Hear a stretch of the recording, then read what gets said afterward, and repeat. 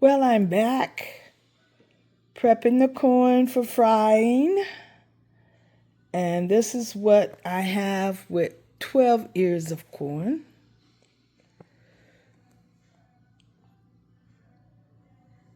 All right. My goal is to have a half of aluminum pan, those serving pans of fried corn for Thanksgiving. So I think what I'm going to do is focus on the corn today, Wednesday, November the 19th, 2025, and I'll start tomorrow on the ice cream custard, prepping that for the homemade ice cream. So I got 24 more ears to do.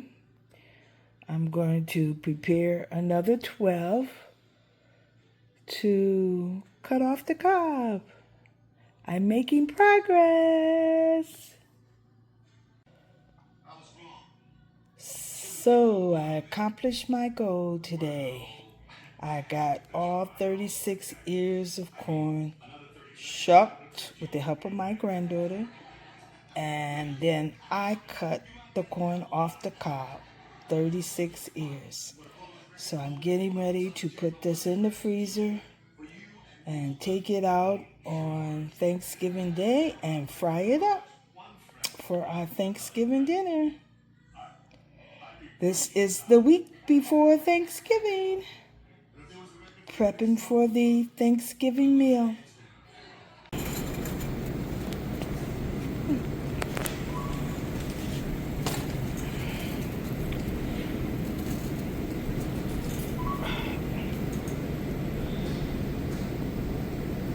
Okay, I've got 24 ears in my bag. I'm wondering, will 24 ears give me a half a pan?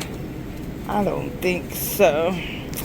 I gotta get 12 more ears to be on the safe side.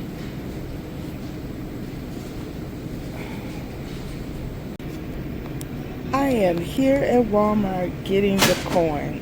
Today is Wednesday, November the 19th, 2025.